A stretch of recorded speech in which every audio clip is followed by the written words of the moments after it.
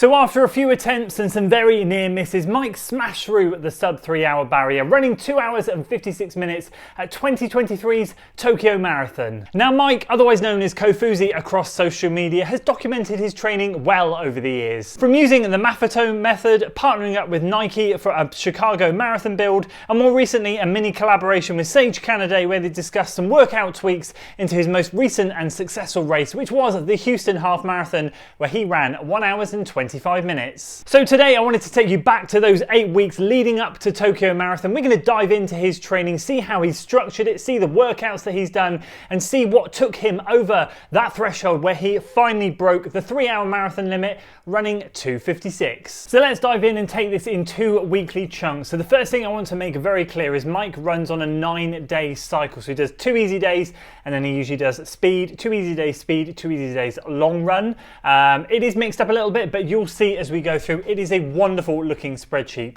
So let's get straight into it. 8 weeks out. So he's doing an easy run, 1 hour 30. Heart rate 138. Keep a note on the heart rates. You'll see when we get towards the final 2 weeks why. He then does some marathon efforts, 4x5k off 1k jog. Now, from a marathon perspective, he's looking to break 3 hours. He wants to run a sub 6:51 per mile. I'll try and make sure I put the K conversion on screen. And he does that in all of them. So he's running 6:49, 6:43, 6:48, 6:48, and that's a decent length run, nearly 17 miles.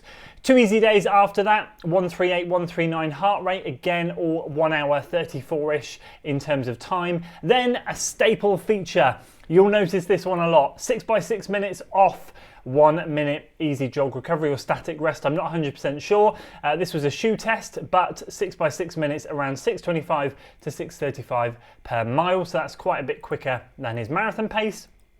And then on the Saturday, he's out to film Houston. So he's doing a load of little runs, going to a Tracksmith shakeout, going to the Kofuzi Run Club shakeout, there and back, there and back. So he clocks up some good easy miles that day. And then he spends 8 miles, very low pace, but he's obviously walking, filming, running to different locations, filming the Houston Half Marathon. And he manages to clock up 80 miles that week, or 129k. Second week, so 7 weeks out now. Treadmill run, hour 45 minutes, so that's a decent length run, 1:41 heart rate. Then he does 6x6 minutes off 1 minute, easy jog or static rest. So that's his threshold repeats. That's his workout for the week. 2 easy runs there, heart rate 142 and then NA, so there wasn't any data for that one. 1 hour 38 and just over an hour. Then he's a long run. It puts out of the box, I'm going to assume that's a shoe test. 5 by 2 miles easy, 2 miles marathon pace. His Strava graph for that run is beautiful. It's a really good one, 21.1 miles, 161 heart rate. That is a really decent long run, to be fair. Then he finishes off that week with 2 easy runs, totaling again 80.7 miles or 129k. Now on to weeks 3 and 4, so 6 and 5 weeks out from Tokyo. Bit of a travelling this week. He's got the Miami Half Marathon at the end of this week. So he's back to his 6x6 minutes on, threshold, with 1 minute off on the Monday.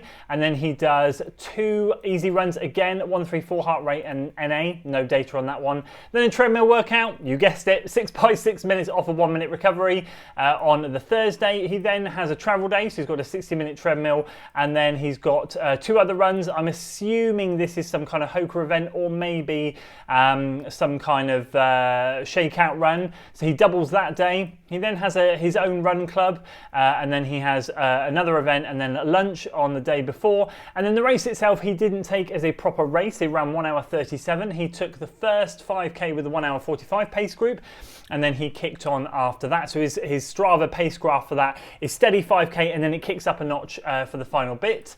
Running 76 miles that week. Straight off the back of that, 2 easy days, again 139 heart rate, 137 heart rate there, and then he does first run in the Nitro Elite 2, filmed by Eric Floberg. If you don't know who he is, another fantastic YouTuber who just broke 240 in the marathon at Chicago. And guess what? He runs 6x6 minutes off of 1 minute easy jog recovery or no float or whatever. But this is a double threshold day. No details on the second session. I couldn't find out what it is. I believe, I don't know if it's a treadmill session. You'll see why I say that later on, because there's another one. But he does do a double threshold day, and he has noted it down as a double threshold day. 2 easy days after that, 142, 143 heart rates, snowy and cold. As you can see, the photos on Strava show it. There's a lot of snow there. And then he does a Boston loop. So this is basically, I remember the video for this that he posted. It's like a loop he found. He did 4 by 9 minutes threshold off 90 seconds recovery. And in that loop, it's hilly and rolling basically. And he does four reps of 9 minutes on there. Then he does a long-ish run, I should say, totaling 74.9 miles or 120k. And on to the final 4 weeks now, weeks 4 and 3 out from Tokyo. So another easy run on the Monday, and then he's got a longish run, 2 hours 22 minutes, 1 lap easy, 2 laps moderate, 1 lap easy. From what I could see on Strava, he just ran a loop 4 times. It wasn't anything intense, wasn't a crazy long run, it was just time on feet by the look of it. Covered just over 18 miles. Then he did 2 easy runs. I noticed he got a bit of elevation in the second half of the run. Not sure if he was testing trail shoes or not, but Stearns Fen, I've noticed that pop up. And again, you know what Strava does, if it rates it as quite a hilly run, it puts elevation instead of average pace. So that was quite a hilly one, but heart rate was still 137 and 132, so kept that nice and calm. Then he did some Yasso 800s. This is an interesting one. If you don't know what Yasso 800s are, it's a chap called Bart Yasso. He invented a workout, basically do 10 by 800 meters. It's meant to predict your marathon time, your marathon pace, I should say. So he averaged, I think in this workout, you can see the reps here around 255, 256, which is what he ended up running for Tokyo. So it did a pretty good job at predicting it. So that was good. And then he did 2 more easy runs, long duration, heart rate slowly coming down. Yeah, make a note of that, 132 and 136. And he clocked 80.1 miles or 128.9k. And then 3 weeks out, he did some threshold repeats. You guessed it, 6 by 6 minutes off 1 minute. He notes some headwind, tailwind and hill issues there in the first workout. And look, we have another double threshold day. 5k threshold, I believe that was on the treadmill. The photo of that workout on his Strava was of him on a treadmill. So I'm going to assume that the second one was done on the treadmill. So that's interesting. 2 easy runs. I read that there, 2 laps. So 2 easy runs, heart rate 134, heart rate not applicable. Couldn't find any data for that one. And then he goes back to the 4 laps of that long run, so not a hard long run workout at all. He's easing off the intensity in his long runs there. Just covered 18 miles. The conditions in this one look to be a little bit worse than they were on the other one. And then he does another 2 easy runs. You notice here Stearns Fen again, so he's climbing some good elevation. Heart rate 141, and then he does a double easy day here. First double easy day you'll see. So he's done 3 double days in this whole block. 2 are double threshold, 1 is easy, and then he's back to the Yasso 800s. This was on tarmac, not on a track or anything. He notes that average paces were 255. He puts uphill sections in rep 9 and 10. You can see there from the paces of those, they do drop off, but the first 8 are very, very respectable indeed. So he's obviously progressed there. And that's 6 weeks out, wrapping it up. His highest week, 84.7 miles or 136.31k. And then we wrap things up with the final 2 weeks, and he does the opposite to Ben. If you watch Ben's video, he increases the intensity in the last 2 weeks. Mike has very much not done that, but that could be a reason for that. He's done a travel here. He's in Germany for a couple of days here, and I believe this rest day, I don't know if it's planned rest, but I don't know if that's a travel day or if we travel back on the Tuesday. Either way, in this taper, he's resting on the Wednesday, so it might not have been a travel day, but 2 easy days there. Look at the heart rate, 134, 133.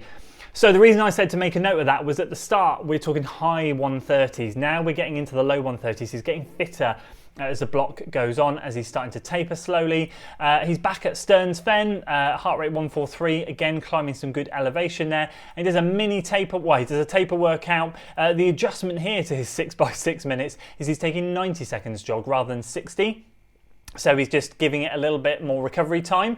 And then he's got 2 easy runs on the Saturday and Sunday, 57.5 miles or 92.54k.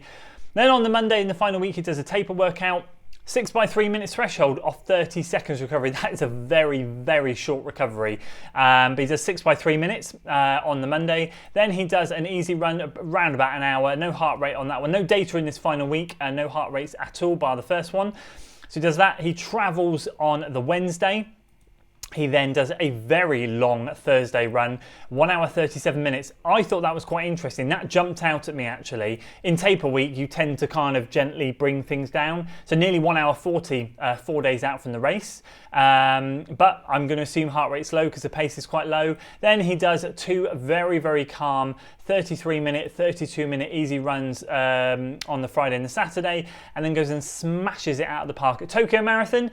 6:38 per mile, 4:07 per k, 2:56. His heart rate was 162 for that, and his total weekly mileage, including the marathon that week, was 59.1 miles or 95.1 k. So there we go, some great training there by Mike. And when you actually zoom out of the spreadsheet and look at it as a whole, it is a piece of art. It's wonderful. There are 4 things that I picked up from going through his training and sharing that with you. I wonder if you guys picked up the same as me. Let me dive into them and explain what I thought about his training. So the first thing is consistency. I'm sure you all saw it. It was absolutely incredible. Wonderful to see a brilliant training block. I think all of us would be very jealous to stack up some miles like that. Now my theory behind this, obviously there are some runners that are more injury prone than others. Mike doesn't seem to be, and I feel like Mike has got some incredible lifetime miles under his belt. He did a lot of maffetone training, which if you don't know what that is, it's basically low heart rate training. So you run easy for most of the time. And he did that for quite a long period of time. And over the years, I think Mike is more focused on the easier running and sprinkled in the speed work and the long run workouts and the threshold work. But his base has always been very, very solid. And that naturally, as we all know, builds a strong, strong foundation. And I genuinely feel like that's what Mike has. So I feel like lifetime miles going into this block played a big role in it. But what he has done with his 9-day cycle is allowed himself to put in some really good speed work, but also allow himself to recover as well. And that has, throughout that 8 weeks, as you saw, the heart rate naturally dropped. His easy run paces varied a fair bit, but the heart rates did go from the low 140s, high 130s, down to the low 130s. And even if you saw it at the end there, a late 120. And again, paces weren't much, much slower. They were just relatively consistent throughout the block. So overall, that consistency got him there. The second thing was he prefers single runs. So he puts in some really good volume, 70 to 80 mile weeks, and he's running every single day pretty much, but he's just doing singles. He doesn't do doubles. And again, I'm not going to speak for Mike. I don't know why he does that and why he doesn't do doubles, why he doesn't consider it. It probably just works for his lifestyle. I know, and again, I hear on his live streams, he talks about doing school runs and picking up the kids and stuff. I'm sure it probably works in with the family better for him to do singles, but it's good to see him being able to string so much volume together on single runs. So that's again something I notice if you go back to the other couple of videos that I've done with Ben Felton and Stephen Scullion. They're all about the double days. They're doing a lot of double work, whereas Mike very much prefers the single runs. And the third thing, dabbling with double threshold days. That's quite exciting. When I saw that, I didn't actually realise that he did that, and that was really exciting. I'll have to do some more digging and see if he's done any more of those, or I'll have to ask him if he's done any more this year. So he obviously didn't commit to it. It's not something he committed to every week or every other week, should we say, throughout the training block, but he got a couple of them in there, and that was really, really interesting. And I would love to know the thought process as to why he decided to try it out, if he wanted to see what the recovery was like afterwards, because when he did it, it didn't impact. He still took 2 easy days and then jumped into another speed session, so it didn't take any extra out of him, clearly. Otherwise, maybe he would have thrown an extra easy day in there or something, but I just thought that was very interesting. But yeah, going back to the previous point, obviously he's much more about the single work, but when he did do the doubles, it was 2 double threshold days and just 1 single double day. And the fourth one, which was just more of an observation and maybe a bit of a critique more than anything, is just a bit of variety would probably be good for his next training block. And I know he's done more training blocks, and it was great to see, as I highlighted in the intro, his chat with Sage, and Sage threw him some workouts to do before Houston. And obviously he's just come off the back of Houston running an incredible time, which is amazing, and a massive congrats to him again for that. It would be great to see him now vary his training up throughout 2024 with some different types of speed sessions. I'd love for maybe Coach Sage to throw some more workouts at him. That would be great to see. They're a bit of a collab there. I think he would really come on leaps and bounds if he just sprinkled in a little bit more variety when it comes to speed days. He doesn't need to change his structure at all. Everything looks to be good, and he's stringing the miles together. That is what every single runner dreams of doing. So there's no changes that are needed there. I just feel like, from my perspective, when I look at it, it'd be great to see him do something other than 6 by a mile or 6 by 6 minutes. throw in some new different stimulus, shock the body a bit, get the body used to doing something a bit different, throw it some new adaptations that it needs to make.